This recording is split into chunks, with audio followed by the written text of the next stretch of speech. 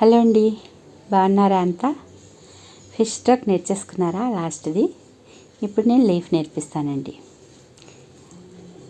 అది fish stroke తోటి వచ్చే ఫ్లవర్స్ అవి. దానికోసం కంపల్సరీ ఈ లీఫ్ నేర్చుకోవాలి. సో నేర్చుకోండి. అది ఎలాగంటే రౌండ్ బ్రష్ తీసుకొని ప్రెస్ డ్రాగ్ చేయాలండి. తర్వాత పైకి డ్రాగ్ చేసి నెమ్మదిగా లిఫ్ట్ చేసి సన్నంగా తీసుకురావాలన్నమాట. అప్పుడు లీఫ్ వస్తుంది. మళ్ళీ చెప్తాను. ఫస్ట్ పాయింట్ చేయండి, ప్రెస్ చేయండి, డ్రాగ్ చేసుకుంటూ వచ్చి పైన సన్నంగా తీసుకురావాలి. మనకి లావుగా కావాలి లీఫ్ అనుకున్నారనుకోండి, పెద్ద పెద్ద ఫ్లవర్స్ వేసారు అనుకోండి శారీస్ మీద, అప్పుడు ఇబ్బంది అవుతుంది. సన్నగా 2 times స్ట్రోక్ వేయాల్సి వస్తుంది. అంత నెసెసిటీ ఏమీ లేదు. మీరు ఏం చేస్తారంటే, మీకు సన్నంగా కావాలి లీఫ్ అనుకుంటే తక్కువ ప్రెస్ చేయండి. అప్పుడు సన్న లీఫ్ వస్తుంది. బాగా అంటే మన లీఫ్ లావుగా ఉన్నది కావాలనుకుంటే కొంచెం ఎక్కువ ప్రెస్ చేస్తే పెద్ద లీఫ్ వస్తుందండి.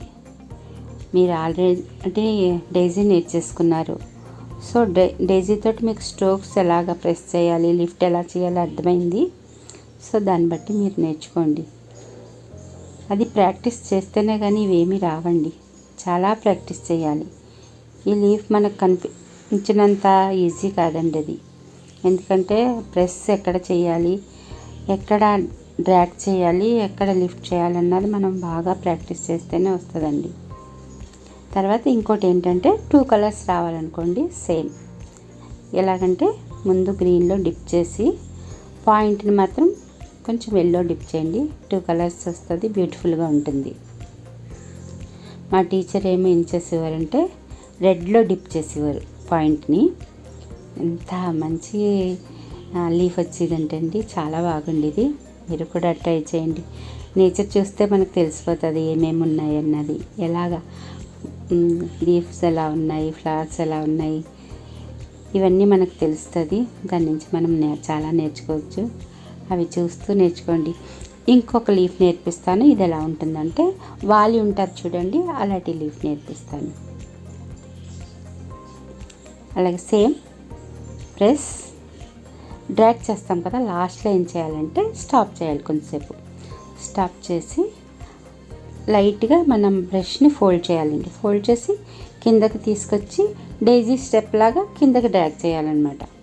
చేసేటప్పుడు చూడండి బ్యూటిఫుల్గా వచ్చింది. అంటే ఒక లీఫ్ చివరి వరకు ఉండి ఒకటి వాలిపోయిందనమాట. అన్నీ ఒకలాగే ఉండవు కదా లీఫ్.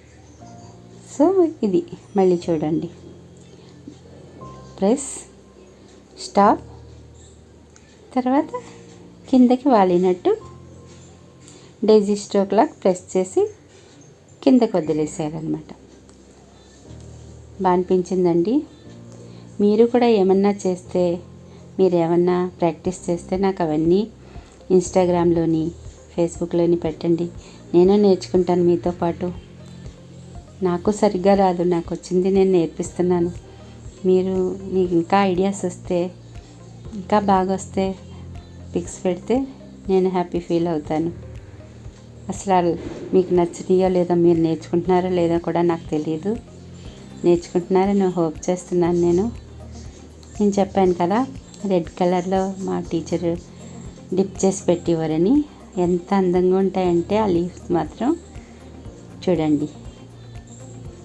బాగుంది కదా కలర్. గ్రీన్తో పాటు చేశాను అనమాట. కొంచెం రెడ్ డిప్ చేశాను.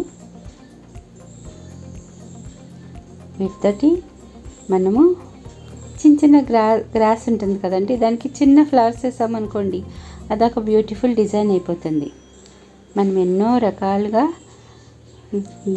ఈ లీఫ్ తోటి మనము యూజ్ చేసుకొని ప్లెయిన్ క్లాత్ని మనం బాగా మంచి డిజైన్స్ వేసుకోగలమండి.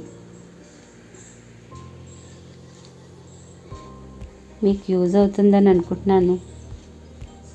ఏమన్నా మీరు రాస్తే, కామెంట్ ఏమన్నా చేస్తే నాకు అర్థమవుతుంది. నచ్చితే కనుక అండి లైక్ చేయండి. తర్వాత మీ ఫ్రెండ్స్కి కూడా షేర్ చేయండి. పిల్లలకి నేర్పించండి. ఇప్పుడు పిల్లలు ఇంట్లోనే ఉంటున్నారు, బోర్ అయిపోతున్నారు. ఏం ప్రాబ్లం లేదు.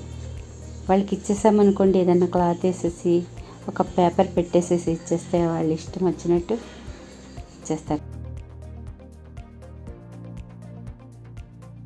వచ్చిందండి. Thank you.